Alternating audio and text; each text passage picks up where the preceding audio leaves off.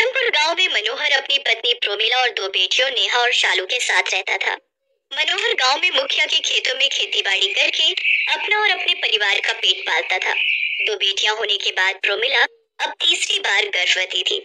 मनोहर और प्रोमिला को पूरी उम्मीद थी कि इस बार उन्हें एक लड़का ही होगा। प्रोमिला, इस बार तुम्हें एक लड़का ही होगा। की जेठानी अनीता को पैसों की कमी नहीं थी। कमी थी तो बस एक कि वो कभी मां नहीं बन सकती थी। ना जाने उस पर कौन से भगवान का आशीर्वाद है जो एक के बाद एक बच्चे को वो जन्म दिए जा रही है, और एक मैं हूँ जो सूनी गोद लेकर बैठी हूँ।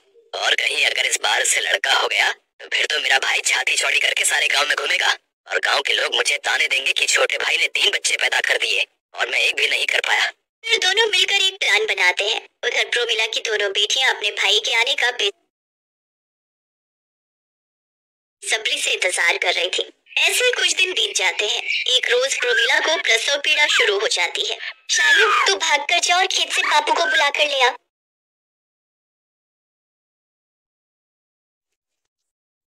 4 दिन के बाद। लेकिन तभी वहाँ महेश आ जाता है। तुम चिंता मत करो बेटी, तुम दोनों यहीं रुको, हम अभी अपनी गाड़ी में तुम्हारी माँ को अस्पताल ले जाएंगे। चलो नीता, जल्दी से प्रोमिला को गाड़ी में बैठाओ और मनोहर को हम रास्ते में अपने साथ ले जाएंगे। वो दोनों खेत पर से मनोहर को भी अपने साथ ले जाते हैं। कुछ देर बाद अस्पताल और उस गांव के बीच एक जंगल था। महेश उस गाड़ी को जंगल की तरफ मोड़ लेता है। अरे भैया, आप गाड़ी इस जंगल में क्यों ले आए? अभी पता चल जाएगा तुझे। महेश पहले मनोहर को गाड़ी से बाहर निकालता है, फिर उसे चाकू मार देता है। मनोहर वहीं दम तोड़ देता है। इसके बाद अनीता प्रोमिला की डिलीवरी करवाती है, जिसमें वो एक बेटे को जन्म देती है। बच्चा बाहर आने के बाद अनीता प्रोमिला का गला घोंटकर उसे भी मार देती है।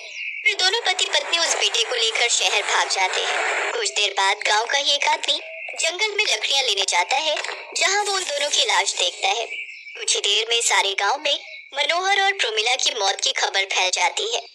माँ, बाबा, ये तुम्हें क्या हो गया? अब हम दोनों का क्या होगा? दोनों बहनें खूब रोती हैं। ऐसे कुछ दिन बीत जाते हैं। बहुत रोती हो अपने माँ बाप के बिना, वो बहुत रोती है। तो देखते हैं क्या आगे क्या होता है। कुछ दिन तक तो गांव वालों ने उन दोनों को खाने को दिया, लेकिन एक समय के बाद उन्होंने भी मुफ्त का खाना खिलाना बंद कर दिया। अब वो दोनों जंगल में जाकर फल और खीरे तोड़ती और उन्हें खाकर अपना पेट भरती। एक रोज शालू नेहा से, दीदी, हमारे कपड़े भी कितने फट गए हैं। अगर माँ बाबा जिंदा होते तो वो हमें जरूर नए कपड़े दिलाते। फिर वो दोनों फल ढूंढने जंगल जाती हैं, जहाँ उन्हें बहुत सारे मोर पंख मिलते हैं, जिन्हें देख नेहा को एक आइडिया आता है। वो उन मोर पंखों को उठाकर अपनी झोपड़ी में ले आती है। फिर उन मोर पंखों को सिलकर दोनों के लिए बहुत ही सुंदर गाउन तैयार करती है। उधर शहर में महेश और अनीता उस बेटे के साथ, जिसका नाम वो अनिकेत रखते हैं, बड़े मजे से रह रहे थे। ऐसे ही समय बीता। अब गांव में दोनों बहनें भी बड़ी हो गई, तो वहीं शहर में अनिकेत भी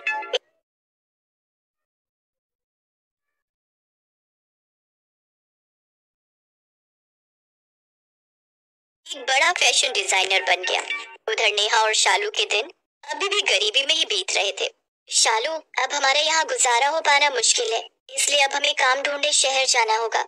लेकिन दीदी, उसके लिए हमें फिर से मोर पंख से नए कपड़े बनाने होंगे। सुना है शहरों में सब सुंदर सुंदर कपड़े पहनते हैं। फिर दोनों बहनें फिर से जंगल से कुछ मोर पंख चुनती हैं और उससे अपने लिए सुंदर सा मोर पंख का गाउन तैयार कर लेती हैं। शहर जाने से एक दिन पहले नेहा को एक सपना आया, जिसमें उसकी माँ उसके सपने में आई। नेहा, मेरी बेटी, मैं तुम्हें बताना चाहती हूँ कि तुम्हारा भाई जिंदा है और वो शहर में तुम्हारे ताया ताई जी के साथ रहता है। उन दोनों ने ही मुझे और तुम्हारे बाबा को मारकर जंगल में फेंका था और जन्म दिया था। वो उसे लेकर शहर चले गए। प्रमिला ने नेहा को अनिकेत की झलक भी दिखाई, ताकि वो शहर जाकर उसे पहचान सके। फिर नेहा झट से नींद से जाग गई। उसने अपनी बहन शालू को सारी बात बताई। दीदी, मेरे सपने में बाबा आए थे और उन्होंने मुझे यही सब कहा। हमारा भाई जिंदा है और हमें उसके पास शहर जाना होगा। उधर अनिकेत को भी शहर में यही सपना आया। उसके सपने में उसके माता पिता दोनों आए और उन्होंने अनिकेत को सारी बात बताई। उसकी बहनों की झलक भी दिखाई। ये मेरे सपने में कौन आया था? पता नहीं क्या बात है, लेकिन जो भी हो, अभी मुझे इस समय अपना दिमाग खर्च नहीं करना है। बैंक से नोटों की गड्डी लाता है और उनसे नोटों का गाउन बनाने लगता है। उधर दोनों बहनें बस से शहर आ गईं। मोरपंख का गाउन पहन वो दोनों सड़क पर जा रही थी। उन्हें देख सभी हंस रहे थे। फिर अनिकेत अपनी मॉडल को पैसों का गाउन पहनाकर फैशन शो में पहुंचा। इधर चलते चलते दोनों बहनों को भूख लगने लगी। जैसे ही दोनों बहनें स्टेज पर पहुंची तो जजेस उनकी मोर पंख वाली ड्रेस देखकर हैरान रह गए। अरे वाह, ये तो बहुत ही सुंदर ड्रेस है, असली मोर के पंखों से बनी हुई ड्रेस। ये इनाम तो इन दोनों को ही मिलना चाहिए। फिर वो 20 लाख का इनाम उन दोनों बहनों को मिल जाता है। नेहा और शालू को तो समझ ही नहीं आ रहा था कि उन्होंने क्या जीता है। तभी अनिकेत वहाँ आता है। मेरा भाई, माँ ने इसी की छवि तो सपने में दिखाई थी। हाँ, मैंने भी इसे ही देखा था। अनिकेत ने भी उन दोनों को पहचान लिया। इसका मतलब जो मेरे सपने में आए थे वो सच कह रहे थे। वो मेरे माँ बाबा और ये दोनों मेरी बहनें हैं। अनिकेत अपनी दोनों बहनों के गले लग जाता है। वो दोनों अनिकेत को सारी बात बताते हैं कि कैसे उनके ताऊ ताई जी ने उनके माँ बाप के साथ धोखा किया। फिर अनिकेत उन दोनों को अपने साथ घर ले गया, जहाँ उन्होंने महेश और अनीता को आपस में बात करते हुए सुन लिया। अच्छा हुआ अनीता, आज तक अनिकेत को हमारी सच्चाई पता नहीं चली कि हम ही उसके माँ बाप को मारकर उसे अपने साथ उठाकर शहर ले आए थे। अब वो हमारे बुढ़ापे की लाठी बनेगा। लेकिन तीनों भाई बहन उनकी सारी बातें सुन लेते हैं। अनिकेत ने उनकी रिकॉर्डिंग अपने फोन में कर ली थी, जिसके आधार पर वो उन्हें जेल में डलवा देते हैं। कुछ समय बाद महेश और अनीता को फांसी की सजा मिल जाती है। अब नेहा और शालू भी अपने भाई अनिकेत के साथ शहर में ही रहने लगी। अब वो तीनों काफी अमीर हो गए और खुशी खुशी एक साथ जीवन बिताने लगे।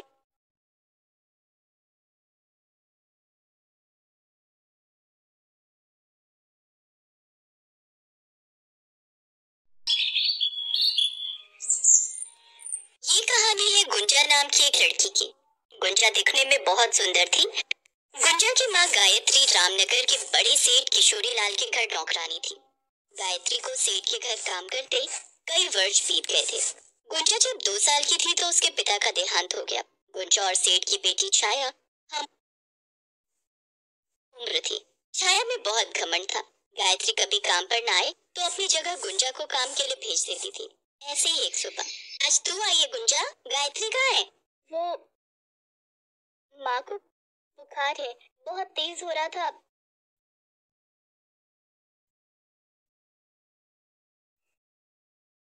तो मैंने दवाई देकर उन्हें आराम करने को बोला है।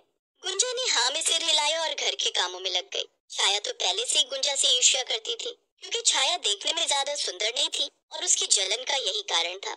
आज मौका हाथ आया है, अभी माँ से इसकी डांट पड़वाती हूँ। माँ ये सब क्या है?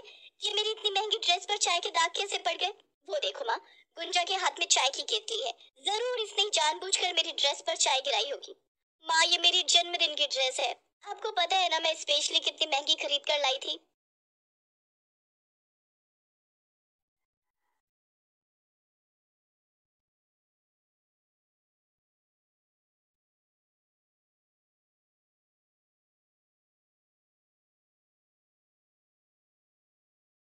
गुंजा, इधर आ, तुझे तो मैं अभी बताती हूँ। अरे आंखों की अंधी, तूने मेरी बेटी की जन्मदिन की ड्रेस को खराब कर दिया। पता भी है कितने की ड्रेस है?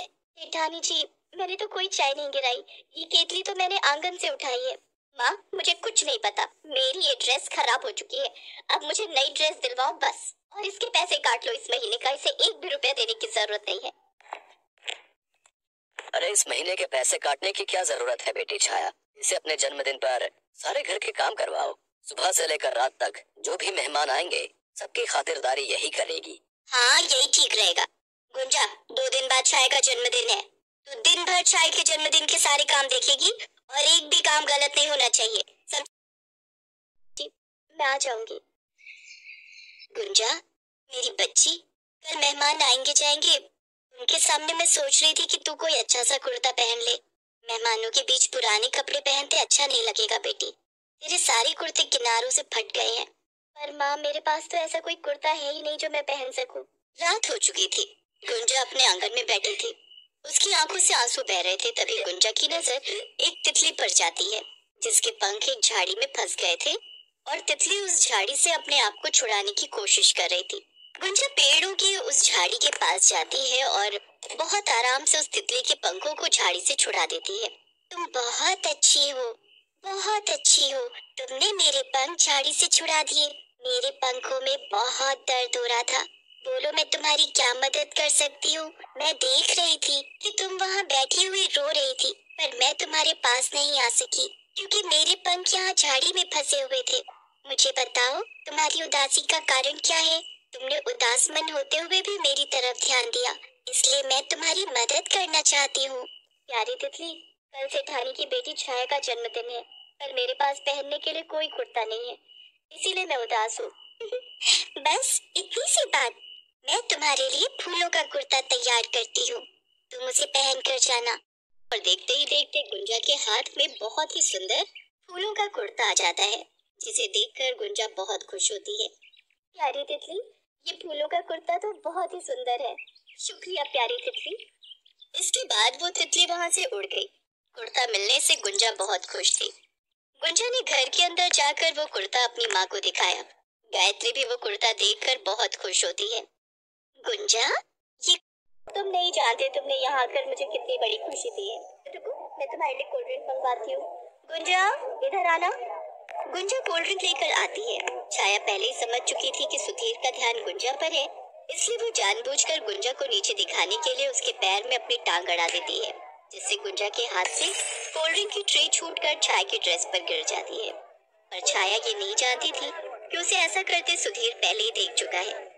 गुंजा रोती हुई वहाँ से भाग जाती है, पर उसी बीच सुधीर भी पार्टी छोड़कर चला जाता है। क्या हुआ सुधीर, तुम कहाँ जा रहे हो? उसके 2-3 दिन तक गायत्री और गुंजा काम पर नहीं आए। गुंजा उदास बैठी थी कि तभी सुधीर अपने मम्मी पापा के साथ उसके घर आता है। आंटी जी, मैं गुंजा को पसंद करता हूँ और मैं गुंजा से शादी करना चाहता हूँ, इसीलिए मैं मम्मी पापा के साथ आया हूँ। बिल्कुल बहन जी, गुंजा के बारे में जैसा सुधीर ने बताया था, गुंजा वैसी ही सुंदर है। हमें गुंजा बहुत पसंद है, बस आप शादी की तैयारियां कीजिए। सबकी बात। गुंजा की किस्मत बिल्कुल बदल गई थी। अपने जीवन में सुधीर जैसा अच्छा इंसान पाकर गुंजा बहुत खुश होती है और मन ही मन उस तितली को धन्यवाद कहती है।